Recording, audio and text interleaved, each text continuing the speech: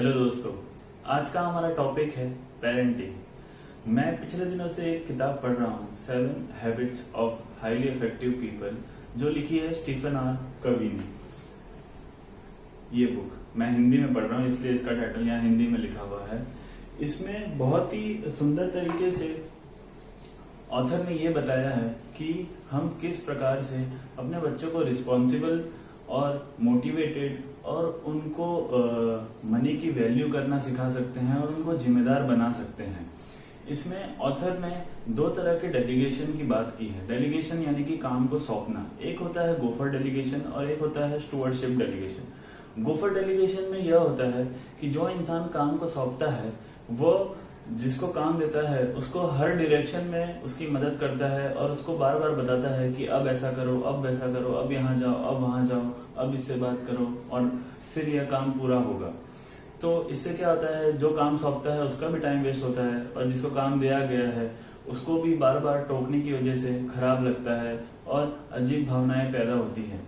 दूसरा होता है स्टुअर्डशिप डेलीगेशन। अब स्टुअर्डशिप डेलीगेशन में यह होता है कि जो काम सौंपा जाता है वो पूरे विश्वास के साथ सौंपा जाता है और जिसको काम सौंपा जाता है उसको बता दिया जाता है कि अंतिम रिजल्ट ये चाहिए और इस काम को तुम्हारे तरीके से करने के लिए 100% स्वतंत्र हो, इंडिपेंडेंट हो, तुमको जैसे करना है ये काम करो, बस फाइनल रिजल्ट ये आना चाहिए। तो एक बार क्या होता है, स्टीफन आर कवी अपने घर पे बैठे होते हैं, उनका डिनर कंप्लीट हुआ ही होता है अपने फैमिली के साथ। तो वो एक ब्लैक बोर्ड लेते हैं और उसमें अपने घर के कई प्रकार के काम लिखते हैं और उन सारे कामों को अपने परिवार को डेलीगेट कर रहे होते हैं, जिसमें सूची में सबसे पहला काम होता है कि घर की ईएमआई भरना, गाड़ी की ईएमआई भरना और जो इम्पोर्टेंट काम होते हैं। तो उस काम को लेने के लिए वो खुद सबसे ज़्यादा निपुण थे, तो उन्होंने उस काम को चुना था। फिर दूसरा काम यह होता है कि घर में एक छोटा बच्चा है, उसको दूध पिलाने के लिए कौन तैयार है, तो वह उस काम की स्वेच्छा से उनकी जो वाइफ है वो लेती है।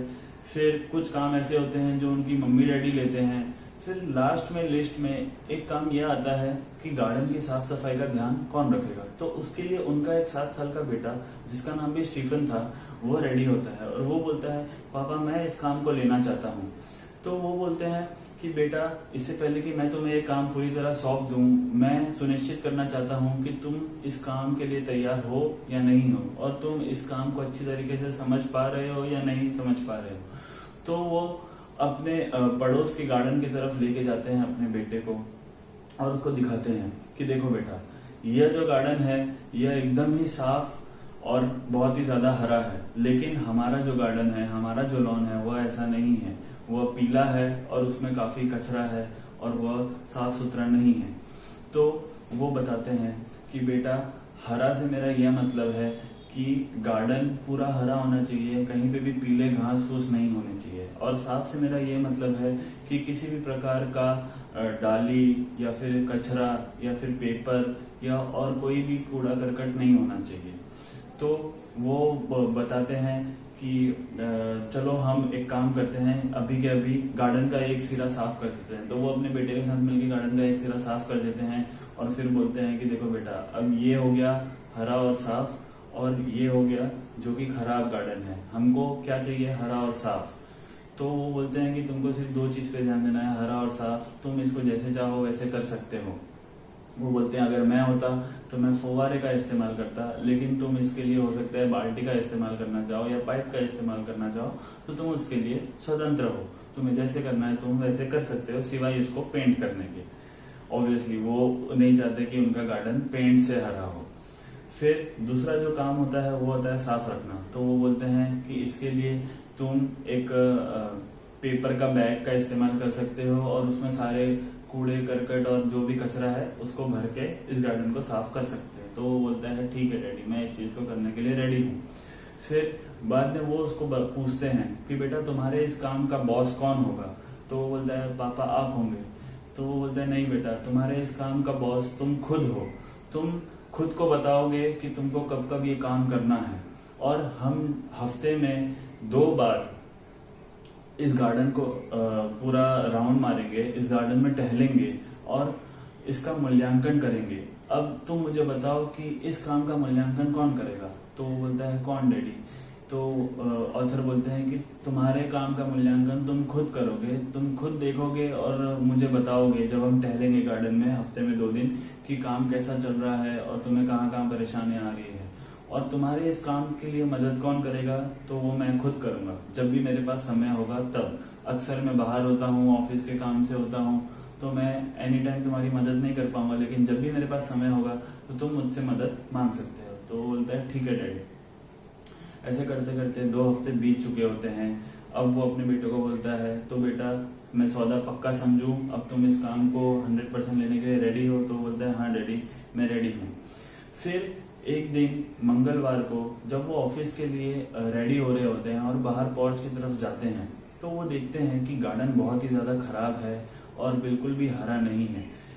वो सोचते हैं कि मैंने मेरे बेटे के साथ काफ़ी सारा इसमें धन भी लगाया और काफ़ी सारी मेहनत भी लगाई, लेकिन सारी मेहनत और सारा धन वेस्ट हो रहा है, हमारी बेइज्जती भी हो रही है, पड़ोसी के गार्डन जितना हमारा गार्डन साफ नहीं रह पा रहा है। मुझे तुरंत अपने बेटे को डांटना चाहिए और गोफर डेलीगेशन का इस्तेमाल करना चाहिए और उसे अभी टोक के बोल देना चाहिए कि साफ करो इसको।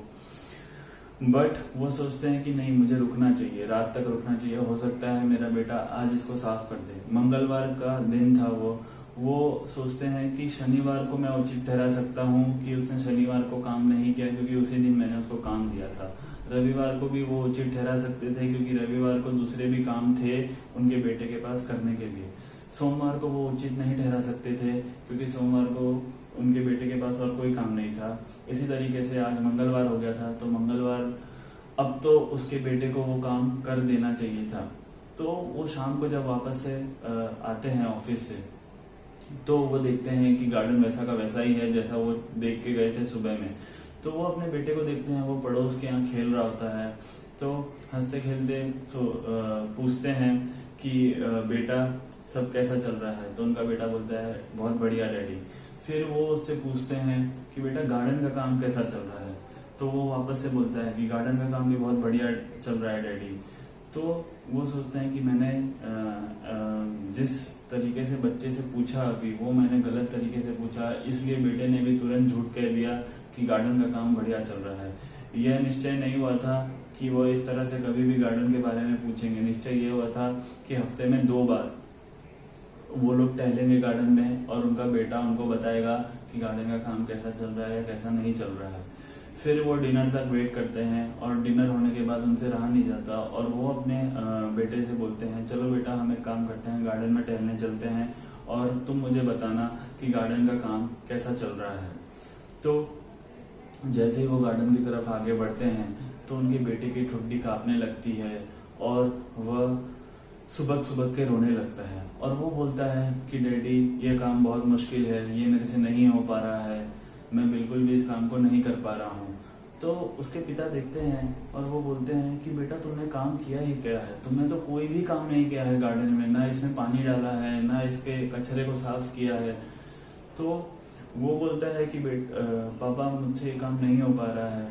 तो उसके डैडी बोलते हैं कि बेटा मैं तुम्हारी मदद करूंगा, मुझे मालूम है इस काम को करने में सबसे ज़्यादा तकलीफ कहाँ होती है। सबसे ज़्यादा तकलीफ होती है खुद को रिस्पॉन्सिबल बनाने में, खुद को डिसिप्लिन बनाने में और खुद को मोटिवेटेड रखने में। तब वो बोलते हैं कि बताओ बेटा मैं किस तरह से तुम्हारी मदद कर सकता हूँ। तो वो बोलता है कि डैडी क्या आप मेरी मदद करेंगे? तो उसका पिता बोलता है हाँ बेटा मेरे पास अभी समय है, मैं तुम्हारी मदद कर सकता हूँ। तो वो तुरंत फटाक से अंदर जाता है और 2 थैले लेके आता है, पेपर के थैले लेके आता है और बोलता है कि डैडी आप गार्डन में रखे उस तरफ जो रखा हुआ कचरा है, क्या उसको उठाने में मेरी मदद करेंगे? वो शनिवार को जो पार्टी हुई थी वो वाला कचरा है और मुझे वो कचरा उठाने में बहुत ही ज़्यादा चिढ़ मचती है। मैं उस कचरे की तरफ नहीं जा पा रहा था, इसलिए मैं इस गार्डन को साफ नहीं रख पा रहा था। तो उसका पिता बोलता है कि बेटा इसमें क्या हुआ, मैं तुम्हारी मदद करता हूँ। और वो एक थैले को लेते हैं और वो वाला सारा कचरा उठाते हैं। इस तरीके से दोनों पिता और बेटे मिलके उसी रात, मंगलवार की रात को, उस गार्डन को साफ कर देते हैं। इसी तरीके से कई बार उस पूरे महीने के दौरान, जुलाई का महीना था, उस पूरे महीने के दौरान 1-2 बार सिर्फ उनके बेटे ने उनकी मदद ली थी, लेकिन उस पूरे गार्डन को पूरे महीने में बहुत ही अच्छी तरीके से हरा रखा था और बहुत ही अच्छे तरीके से साफ रखा था। उनकी लीडरशिप में जितना ये गार्डन साफ रह पाता, उससे भी ज्यादा हरा और साफ था उनके बेटे की लीडरशिप में। इससे वो हमको ये समझाना चाहते हैं कि किस तरीके से उन्होंने अपने बेटे को काम सौंपा और उस पर पूरा विश्वास किया, जिससे उनके बेटे को उस काम को करने में और भी ज्यादा इंटरेस्ट बढ़ गया और उसने अपना 100% दे के उस काम को पूरा किया। वो ऐसा कहते हैं, ऑथर इस स्टोरी से ऐसा कहना चाहते हैं, एक और चीज बताते हैं कि अगर इस काम के लिए मुझे मेरे बेटे को कुछ भुगतान भी करना पड़ता, कुछ पैसे देने भी पड़ते, तो मैं वो देने के लिए हिचकिचाता नहीं।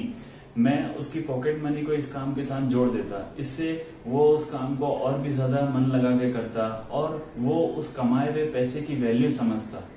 तो इस तरीके से हम भी अपने बेटे को, अपने बच्चों को पॉकेट मनी देने से पहले अगर उससे कोई अच्छा काम कराएं तो उससे वो बहुत ही ज्यादा रिस्पॉन्सिबल बनेगा, उस काम के प्रति वो मोटिवेटेड रहेगा और डिसिप्लिन बनेगा, टाइम टू टाइम उस काम को कंप्लीट करेगा और दिए गए पैसे की वैल्यू समझेगा और फिजूल के खर्चे ना करेगा। तो दोस्तों, ये थी आज की स्टोरी, किस तरीके से हम स्टूवर्डशिप डेलीगेशन का इस्तेमाल कर सकते हैं और अपने बच्चों को बहुत ही ज़्यादा रिस्पॉन्सिबल और बहुत ही ज़्यादा मोटिवेटेड और वैल्यू फॉर मनी सिखा सकते हैं।